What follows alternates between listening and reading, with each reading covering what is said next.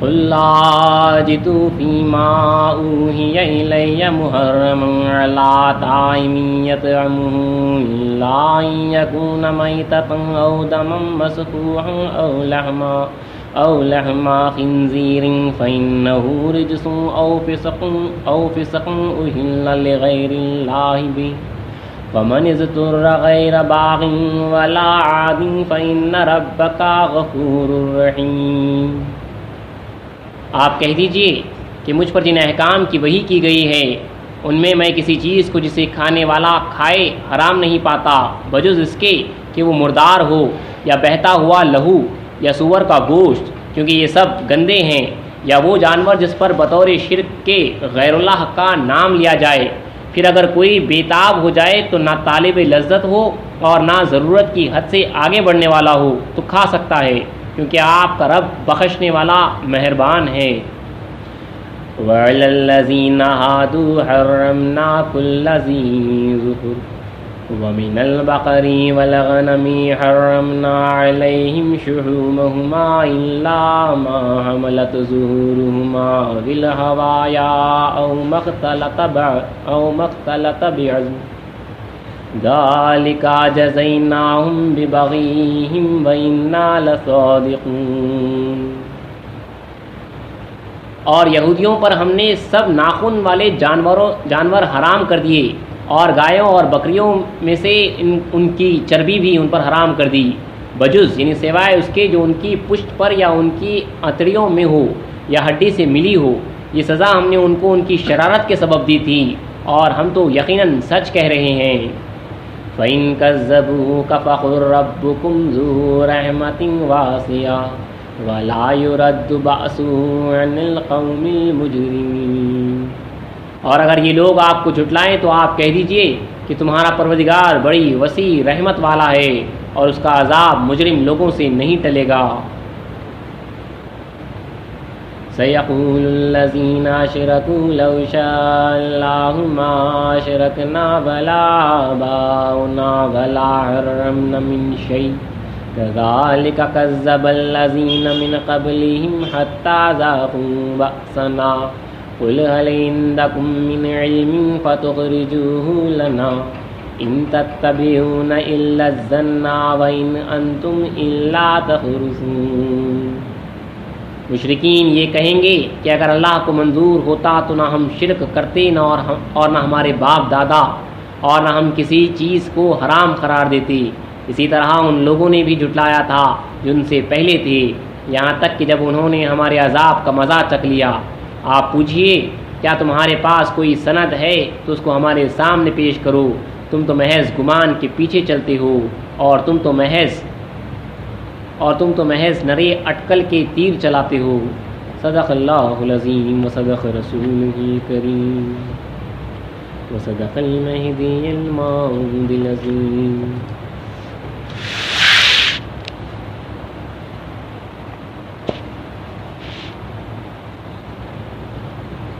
آداب بندگی میں ہم سن رہے ہیں مکروہات نماز، یعنی کن وجوہات سے جو ہے نماز مکروہ ہو جاتی ہے۔ اس کی کافی لمبی تفصیل تھی، تھوڑا سا جو ہے اس کی آدھی تفصیل جو ہے آپ کے سامنے کل کی نشست میں رکھ دی گئی تھی۔ اور آگے بڑھتے ہوئے کہ اور کن کن چیزوں سے جو ہے نماز مکروہ ہو جاتی ہے، یعنی کراہت بھری ہو جاتی ہے وہ نماز جن میں یہ افعال ہو جاتے ہیں۔ یہ ہم نے سنا تھا کہ پہلی رکعت سے دوسری رکعت میں بڑی قرأت پڑھنا، یعنی جو ہے دوسری رکعت میں اگر آپ نے جو ہے سورہ فاتحہ کے بعد جو ہے اگر بڑی قرأت پڑھ دی، اب سمجھے آپ نے جو ہے انا اعطینا جو ہے پہلی رکعت میں پڑھا اور آخری میں جو ہے دوسری رکعت میں جو ہے قل اعوذ برب الناس پڑھ رہے ہیں، بڑی ہو گئی صورت اس سے، تو جو ہے وہ مکروہ ہو جاتی ہے۔ عموماً طریقہ یہی ہے پہلی رکعت سے دوسری رکعت میں جو قرأت ہوگی سورہ فاتحہ کے بعد والی وہ جو ہے کم مقدار میں۔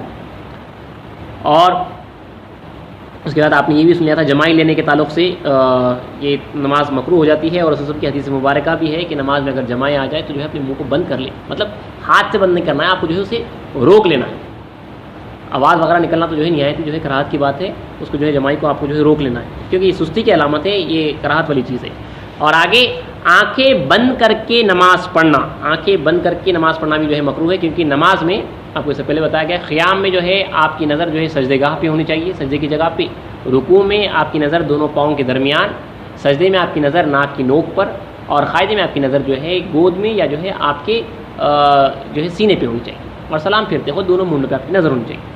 تو اگر نماز میں آنکھیں بند کرتے ہیں تو نماز مکروہ ہو جاتی ہے، لیکن خشوع اور خضوع کے لیے بند کی جائے تو مکروہ نہیں ہے۔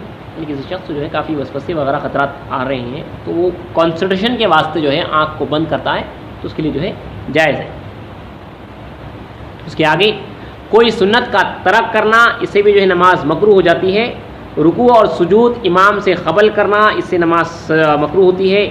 بے وقفے کے 2 سجدے کرنا، یعنی جو ہے آپ نے اللہ اکبر کہا اور پورا اٹھے بھی نہیں، آپ نے جو ہے جلسہ وہاں پہ جو ہے ترک کر دیا، اس کو جو ہے نماز مکروہ ہو جاتی ہے۔ بلکہ اس تعلق سے جو ہے رسول صلی اللہ علیہ وسلم نے ایک حدیث مبارکہ بھی ہے کہ ابو ذر رضی اللہ تعالیٰ عنہ فرماتے ہیں کہ فرمایا ابو ذر نے رضی اللہ عنہ نے کہ منع کیا مجھ کو حضرت صلی اللہ علیہ وسلم نے 3 چیزوں سے، ایک یہ کہ چونچ ماروں مثل چونچ مارنے مرغ کے، یعنی جلدی جلدی سجدے میں جاؤں اور پھر جلدی اٹھ کھڑا ہو جاؤں، یعنی مرغ جیسا چونچ مارتا ہے کھانے کے واسطے، اس طرح کے جو ہے سجدے کرنے سے رسول اللہ نے جو ہے منع کیا ہے۔ تو یاد رکھیے رسول اللہ صلی اللہ علیہ وسلم نے اس چیز سے منع کیا ہے۔ آپ آگے فرماتے ہیں کہ جو ہے ایک یہ کہ چونچ ماروں مثل چونچ مارنے مرغ کے، یعنی جلدی جلدی سجدے میں جاؤں اور پھر جلدی اٹھ کھڑا ہو جاؤں۔ دوسرا یہ کہ بیٹھوں مثل بیٹھک کتے کے۔ تیسرا یہ کہ بچھاؤں میں بچھانا لومڑی کا۔ تو ان 3 طریقے سے جو ہے نماز میں اس طرح کی بیٹھکوں سے اور اس طرح کے سجدے مارنے سے رسول اللہ نے جو ہے سختی سے جو ہے منع کیا ہے۔ یاد رکھیے ان اسباب کو۔ اور آگے بے وقفے کے 2 سجدے کرنے سے نماز مکروہ ہوتی ہے۔ تنگ وقت نماز پڑھنے سے جو ہے نماز مکروہ ہو جاتی ہے۔ بالکل وقت کم ہے، اسی لیے صحیح طریقہ یہ ہے کہ جو ہے اولین وقت یا جو ہے اس کے بعد کا جو بہترین وقت ہوتا ہے ظہر کا، جیسا ہمارے پاس بتایا جاتا ہے، وہ وقتوں میں نماز پڑھنا ہے۔ بالکل جہاں پہ جو ہے سورج غروب ہونے پہ ہے، عصر کی نماز اگر پڑھ رہے ہیں تو جو ہے وہاں پہ نماز مکروہ ہوتی ہے، نماز ہو جاتی ہے لیکن مکروہ کے ساتھ ہوتی ہے۔ اسی طرح فجر کا بھی جو ہے کچھ وقت دے کے جو ہے آپ کو نماز پڑھنا ہے۔ اور آگے جھگڑے کی جگہ نماز پڑھنا یہ بھی جو ہے منع ہے، وہاں پہ جو ہے نماز مکروہ ہوتی ہے۔ کہیں پہ جھگڑا وغیرہ ہو رہا ہے باجے کی جگہ، اسی طرح کہیں پہ اگر باجا بج رہا ہے وہاں پہ جا کے آپ نماز پڑھ رہے ہیں تو نماز مکروہ ہوتی ہے۔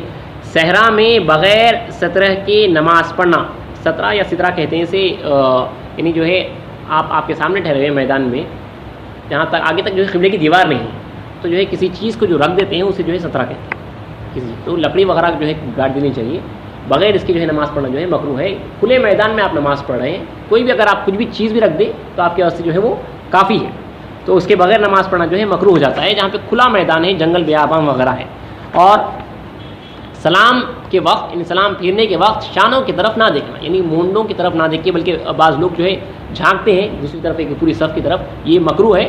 آپ کی نظر جو ہے شانوں پہ یعنی کندھوں پہ ہونی چاہیے نماز پڑھتے وقت۔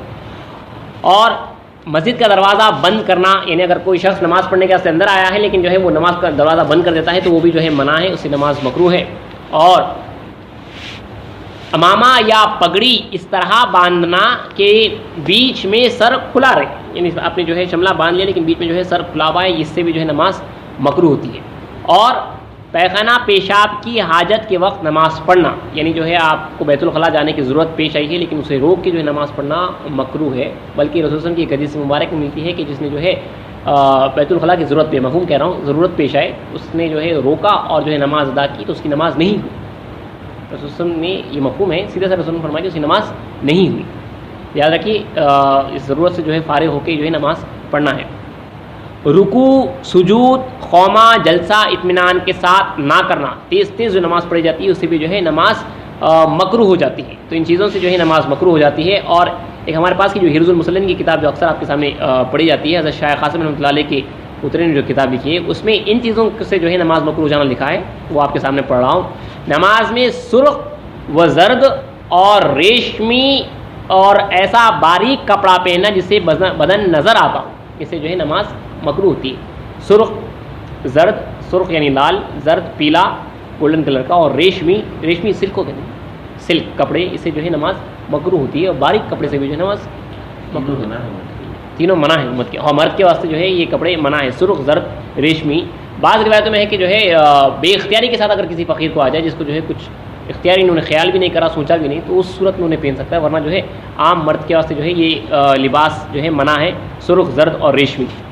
اور نیا وہ بہتر لباس ہوتے ہوئے کہنا اور خراب لباس پہننا. یعنی اس کے تعلق سے نے کل بات کی تھی کہ جو ہے اچھا لباس آپ کے پاس ہے وہ رکھتے ہوئے آپ نے جو ہے پرانا پھٹا پرانا لباس پہنا, اس سے بھی جو ہے نماز مکروہ ہوتی ہے. اور دستار اور شملہ ہوتے ہوئے برہانہ سر نماز پڑھنا, اس سے نماز مکروہ ہوتی ہے. اور عورت کے مانند چادر سر پر لپیٹنا, اس سے نماز جو ہے مکروہ ہوتی ہے. اور زمین مغضوبہ پر نماز پڑھنا, کسی کی جو ہے قبضے کی زمین ہے, دوسرے آپ نے جو ہے اس غضب کی ہوئی زمین ہے اس کے اوپر نماز پڑھنا منع ہے.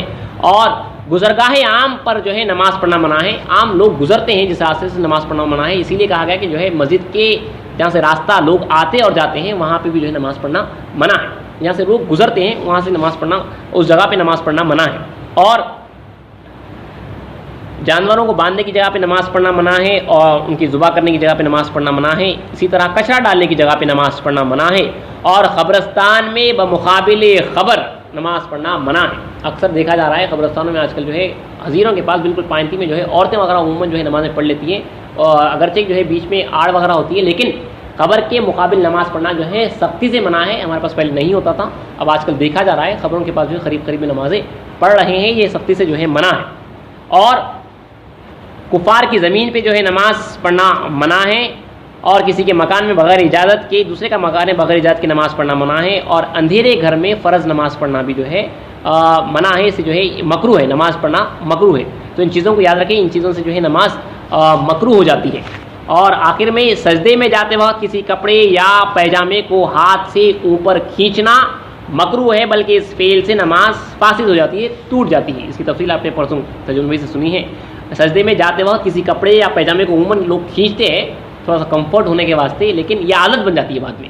اب ان کو جو ہے بعد میں غیر محسوس طریقے سے وہ ہمیشہ جب بھی رکوع سے سجدے میں جاتے ہیں تو جو ہے اپنے پیجامے کو کھینچ لیتے ہیں اوپر, تو یہ جو ہے اس سے نماز مکروہ ہے, بلکہ اس فعل سے جو ہے نماز ٹوٹ جاتی ہے, فاسد ہو جاتی ہے. اس کی تفصیل آپ نے جو ہے اس سے پہلے کی نشست میں سن لی تھی. پھر اللہ چاہا تو کل کی نشست سے انشاءاللہ جو ہے جن اسباب میں جو ہے نماز توڑنا درست ہے کہ کن وجوہات سے جو ہے نماز آپ توڑ سکتے ہیں, وہ وجوہات جو ہے کل آپ کے سامنے پیش کی جائے گی. پھر اس کے بعد سجدہ سہو امپورٹنٹ ٹاپک ہے, اس کے اوپر جو ہے اللہ چاہا تو بیان ہوگا. واخر